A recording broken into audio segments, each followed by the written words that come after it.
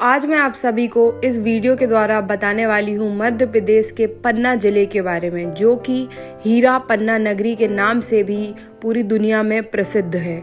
और इसी के साथ साथ पन्ना में इतनी सारे अच्छे मंदिर हैं, विशाल हैं, अपने आप में अलग हैं, जो कि आपको पूरी दुनिया में नहीं मिलेंगे। इस पूरे ब्लॉग में मैं एक बुक के ज़रिए आप सबको बताना चाहती हूँ कि पन्ना नगरी में क्या क्या विशेषताएं हैं और क्या खासियत है। कृपया वीडियो पे बने रहें और वीडियो को पूरा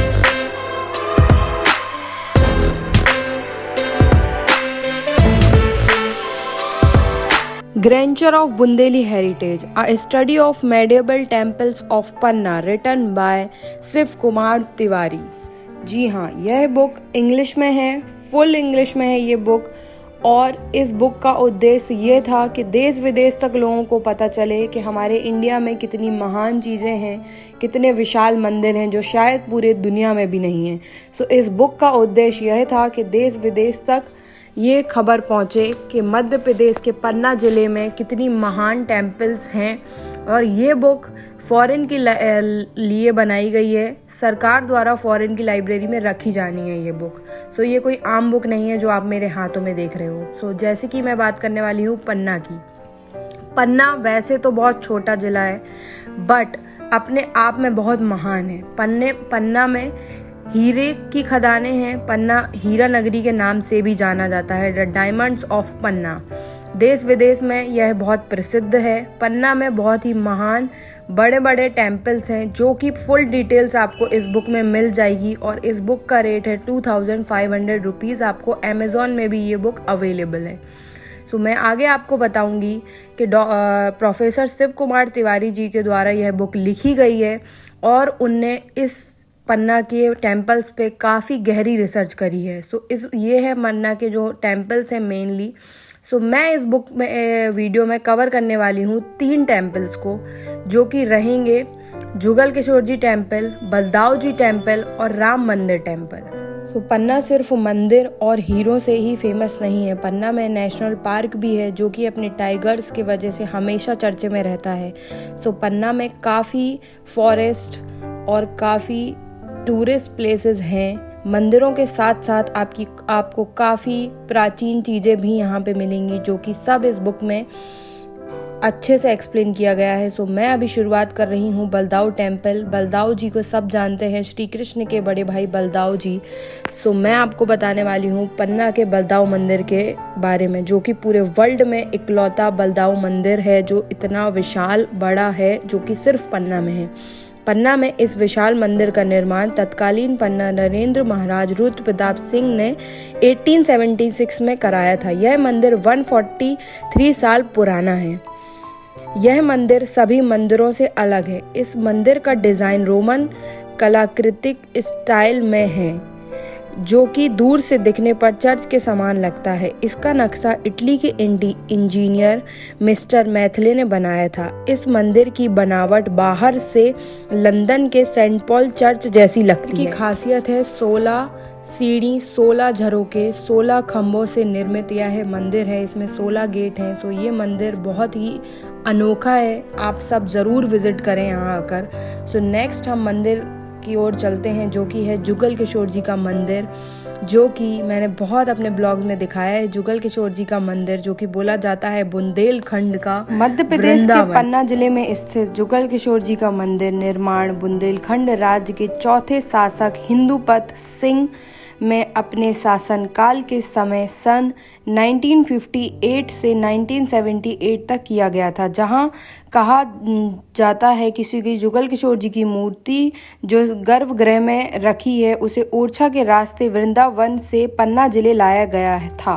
भगवान जुगल किशोर जी के श्रृंगार में जो आभूषण और पोशाक का उपयोग किया जाता है, वो सभी बुंदेलखंडी शैली को दर्शाते हैं। भगवान जुगल किशोर जी की मुरली में लाखों के हीरे जड़े हुए हैं। भगवान जुगल किशोर जी बुंदेलखंड के आराध्य देव के रूप में पूजे जाते हैं। कहा जाता है श्रद्धा भाव से इस मंदिर में जो वर मांगा जाता है वो जरूर पूर्ण होता है। जुगल किशोर जी के दर्शन के लिए पूरे भारत से श्रद्धालु दर्शन को आते हैं। बड़े बूढ़ों द्वारा मैंने बचपन से हमेशा से ये सुना है और कहा जाता है कि चारों धाम की यात्रा जब पूरी होती है उसके बाद जुगल किशोर जी के दर्शन अवश्य करने आना चाहिए, नहीं तो कहा जाता है कि आपकी चारों धाम की यात्रा अधूरी रह जाती है। और ऐसी कई बातें हैं जो कि बड़े बूढ़े बताते हैं और भगवान की काफ़ी लीलाएं हैं जो कि आपको पन्ना में आकर पंडित जी लोगों से सुनने को मिलेंगी। और बाकी की full detail professor Shiv Kumar Tiwari द्वारा लिखी गई इस बुक में आपको मिल जाएगी।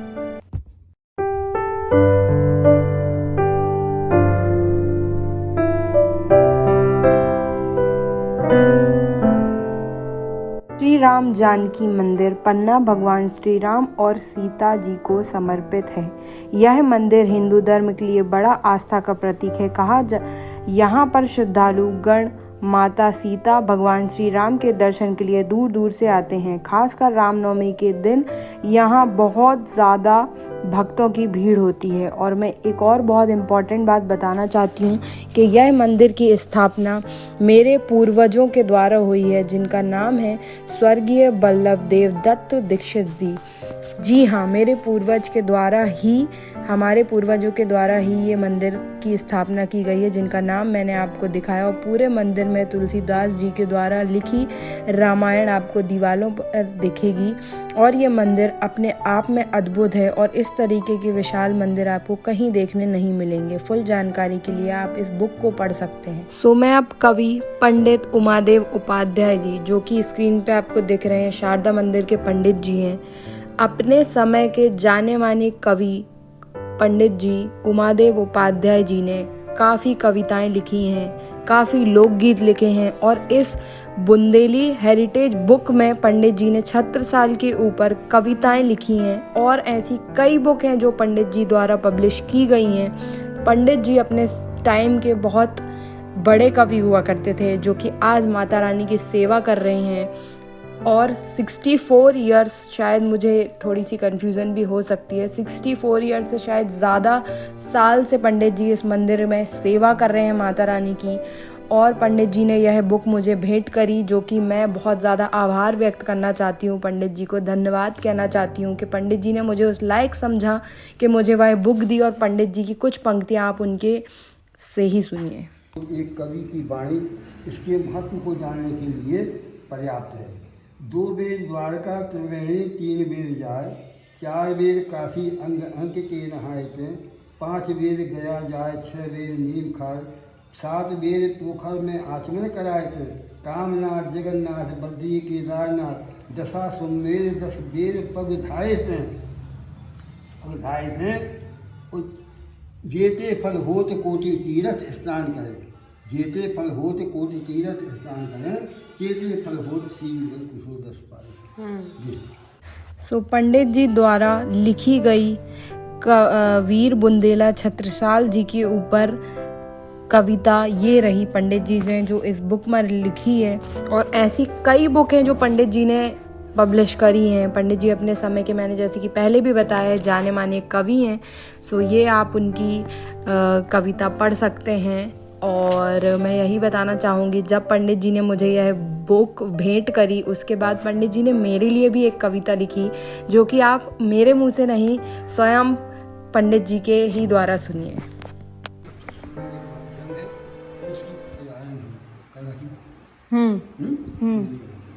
और जल जल की कल्याणी, पन्ना की स्नेहा बेटी लग लग कर समाई, पन्ना की बेटी स्नेहा जिसकी लग लग में कला समाई हुई है। ऐसी बेटी पन्ना की रहने वाली है जिसकी लग लग में कला समाई हुई है। और कभी कामना करता है माता से, माँ ऐसी बेटी को सुख संपत्ति दे। सो ये रही वो कविता जो पंडित जी द्वारा मेरे लिए लिखी गई है। और मुझे सच में विश्वास नहीं होता कि पंडित जी ने मुझे इतने अच्छे से पहचाना और मेरे लिए इतनी अच्छी कविता लिखी।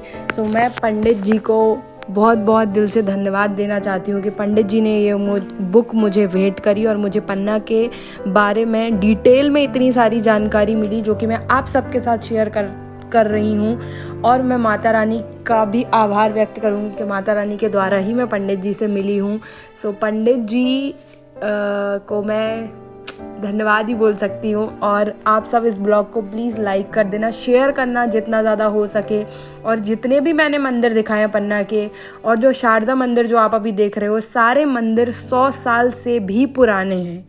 सो पन्ना अपने आप में बहुत महान है। इसलिए मैं चाहती हूँ दूर दूर तक लोगों को ये पता चले कि हमारे इंडिया, हमारे मध्य प्रदेश में भी ऐसी जगह है जो कि अभी शायद बहुत लोगों को नहीं पता।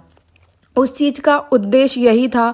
इसीलिए प्रोफेसर शिव कुमार तिवारी द्वारा लिखी गई इस बुक का उद्देश्य यही था कि देश भी नहीं, विदेश तक लोगों को ये बात पता चलनी चाहिए कि हमारा इंडिया देश कितना महान है, हमारा भारत देश अपने आप में संपूर्ण है। इसी के साथ मैं इस ब्लॉग को एंड करती हूँ। और अगेन मैं पंडित जी का धन्यवाद करूँगी फिर से दिल से। और जय माता दी। मिलती हूँ नेक्स्ट ब्लॉग में। आप इस ब्लॉग को ज़्यादा से ज़्यादा शेयर करें।